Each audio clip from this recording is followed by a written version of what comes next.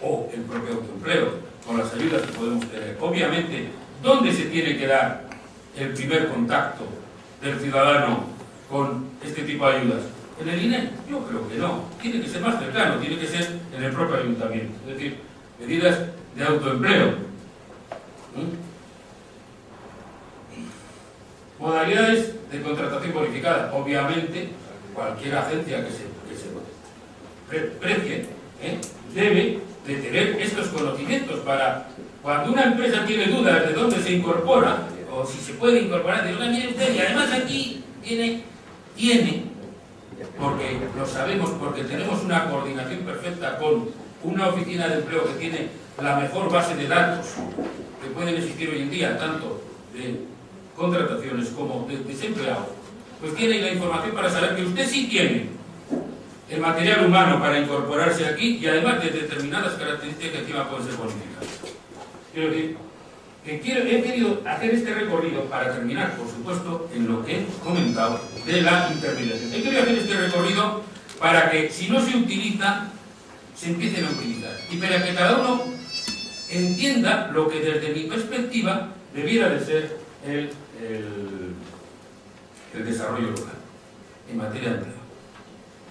Yo quiero terminar con el lema de que las corporaciones locales son como los motores, o tienen que ser los motores de la creación de empleo. Esta es la mejor contestación que le puedo dar al señor Francisco Brejón o Paco Brejón de aquella época, y que yo mismo también me puedo dar. Y tengo ahí una serie de flechitas.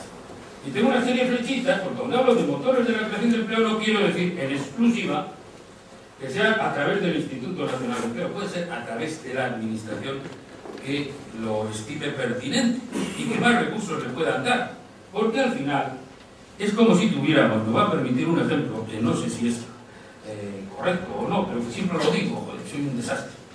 Es como si el ayuntamiento tuviera un parque móvil con unos coches que funcionan con gasoil, otros con super, otros con la super esta de plomo, etcétera, etcétera. Y para que anden necesitan el carburante. Y las administraciones, a mi modo de ver, no tendríamos que tener coche y carburante, tendríamos que tener el carburante para ponerlo en manos de quienes están más cerca en el tema del empleo, es decir, de los ayuntamientos, de las municipalidades, como se diría, para que pongan a andar esa flota para conseguir, pues hombre, el pleno empleo. Eso sería lo mejor. Y con esto, pues, y estas figurillas que quieren demostrar precisamente todo esto, pues espero no haberles aburrido en exceso, porque, bueno, posiblemente me haya pasado. Gracias.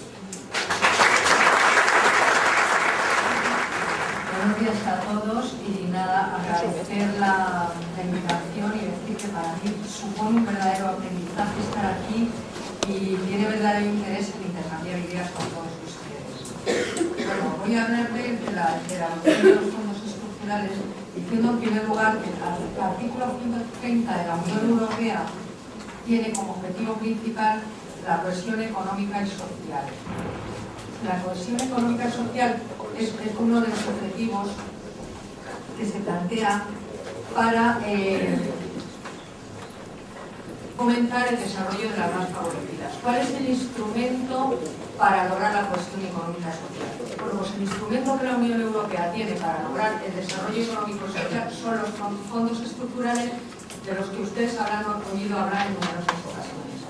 Vamos a enumerarlos brevemente y a decir también brevemente la finalidad de cada fondo. O sea, el que más envergadura económica es el FEDER, tiene es el FEDER, que es el Fondo Europeo de Desarrollo Regional. El objetivo del FEDER es favorecer las zonas en desarrollo, en declive industrial y en despoblamiento rural. ¿Por medio de qué? Pues de inversiones en infraestructuras, en transportes, comunicaciones, sanidad, energía, todo tipo de infraestructuras. El segundo instrumento comunitario es el FEOA, que es el Fondo Europeo de Desarrollo, el Fondo Europeo de Orientación y Garantía Agrícola, que tiene dos secciones, la orientación y la garantía. la orientación está enclavada dentro de los fondos estructurales. O sea, la finalidad del FIOGA es evitar el despoblamiento rural y favorecer la reconversión de estas zonas, o sea, evitar la despoblación de las zonas rurales y ayudar también a la creación de infraestructuras en las zonas agrarias. El instrumento de creación más reciente es el IFOP, que es el instrumento de la pesca, que tiene como finalidad alcanzar el equilibrio entre los recursos pesqueros y su explotación y mejorar las infraestructuras pesqueras.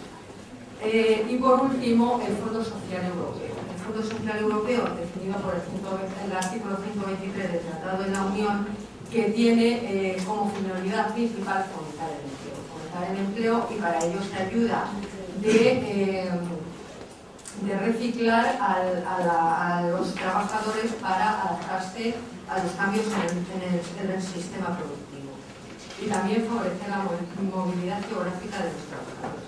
Pues bien, dentro de las acciones del Fondo Social Europeo nos vamos a centrar en el programa operativo del País Vasco para este periodo de programación. Dentro de los fondos estructurales nos encontramos ahora mismo en el periodo de programación 2000-2006. Pues bien, el País Vasco está dentro de las regiones de Objetivo 3, que son las que no son Objetivo 1, y las Objetivo 1 vienen definidas porque son regiones dentro de toda la Unión Europea que tienen el Producto Nacional Bruto del 75% inferior a la media de toda la Unión Europea. Pues bien, el País Vasco, como no está dentro de estas regiones, está en las regiones Objetivo 3, que son las que se encargan fundamentalmente del Fondo Social Europeo, cuya finalidad, lo digo para centrar el tema, es la creación de empleo, el fomento de la creación de empleo. Bueno, este programa operativo del País Vasco se aprobó por la Comisión Europea en noviembre del año 2000 y está dividido en varios ejes prioritarios, pero voy a enumerar primero de manera sencilla para que nos hagamos una idea general y luego ya pormenorizaremos un poco. Tiene un eje, por ejemplo, de la mujer, tiene un eje para formación, un eje para las personas con riesgo de exclusión del mercado de trabajo, tiene un eje de desarrollo local en el que también profundizaremos un poco, dado que es el tema que nos ocupa. Bueno, hay que decir también que todos los programas operativos del Fondo Social Europeo tienen 3 prioridades horizontales, que, como si dijésemos, son las grandes líneas que deben cumplir. Estas prioridades son el medio ambiente, las tecnologías de la información y el fomento de la igualdad de oportunidades entre hombres y mujeres. Es decir, todas las acciones del Fondo Social Europeo tienen que tener estas prioridades. O sea, para que nos hagamos una idea, a lo mejor en un curso pues, que no tiene nada que ver con el medio ambiente, se imparte siempre un módulo de medio ambiente para completar la formación y para respetar una de estas prioridades fundamentales. Y luego, en cuanto al eje la prioridad de igualdad entre hombres y mujeres, todas las acciones tienen que estar encaminadas a conseguir esta prioridad. Bueno, para programar el programa de Objetivo 3 del País Vasco se tuvieron en cuenta primero las necesidades del mercado del trabajo de esta región. Y vamos a ver cómo, cuando enumeremos estas características del mercado de trabajo, los diferentes ejes prioritarios y la programación que se hizo van un poco a incidir en esas deficiencias que había. Una de las características es la escasa representación del colectivo femenino en el mundo laboral. Otra es el déficit de atención al colectivo desempleado de larga duración. Luego está el impacto de las políticas de desarrollo local en el empleo. La utilidad de los procesos de motivación laboral, orientación profesional y acompañamiento como factores de empleabilidad. Bueno, una vez vistas las características del mercado de trabajo, vamos a explicar de la forma más o menos posible, para que no sea tedioso, los grandes ejes del programa operativo.